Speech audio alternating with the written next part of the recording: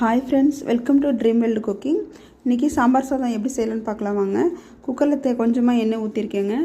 சீரகமும் பெருங்காயம் போட்டு தாளிச்சிட்டு சின்ன வெங்காயம், கருவேப்பிலை, பச்சை மிளகாய், 3 பல் பூண்டுங்க, மஞ்சத்தூள் இதெல்லாம் போட்டு நல்லா வதக்கிட்டுங்க. தக்காளி ஒரு 3 தக்காளி சேர்த்துருக்கேங்க. அதையும் சேர்த்து நல்லா வதக்கிடுவோம்.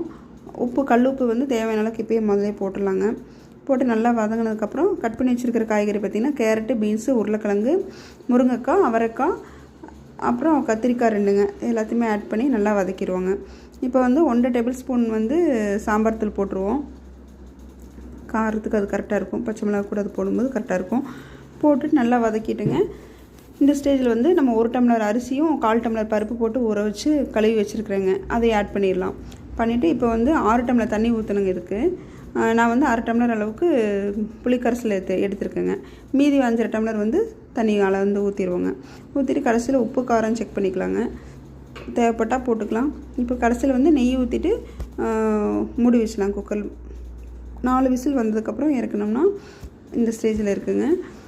இப்போ நல்லா கலக்கி விட்டுட்டு பார்த்தா நல்லா பார்த்தா தண்ணியோட தான் இருக்குது. ஆனால் கரெக்டாக இருந்துச்சு. கன்சிஸ்டன்சி கரெக்டாக தான் இருந்துச்சுங்க. நல்லா குலைவாக வந்துருந்துச்சு.